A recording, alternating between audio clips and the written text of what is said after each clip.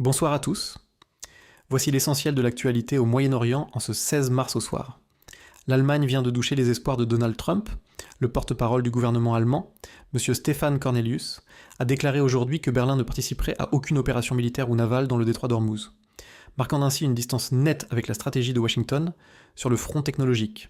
Israël affirme avoir porté un coup sévère aux ambitions spatiales de Téhéran. L'armée israélienne annonce la destruction d'un complexe industriel spécialisé dans le développement des capacités spatiales iraniennes.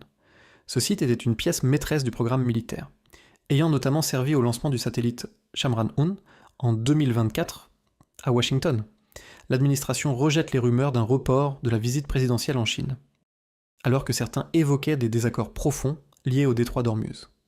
M. Besant a précisé, sur la chaîne CNBC, que tout ajustement de calendrier serait uniquement lié à des impératifs logistiques ou à la nécessité pour le président Donald Trump de rester à la Maison-Blanche afin de coordonner les opérations face à l'Iran, en Israël.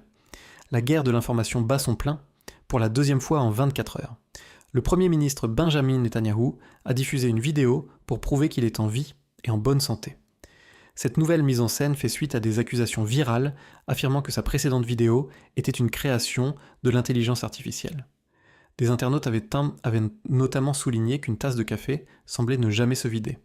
Malgré les gorgées du Premier ministre, enfin, la diplomatie iranienne a choisi l'ironie pour répondre à Washington. Le ministre iranien des Affaires étrangères a tourné en dérision la posture américaine, fustigeant un président qui appelle ses alliés à l'aide pour ouvrir le détroit d'Ormuz tout en exigeant, dans le même souffle, la reddition totale de Téhéran.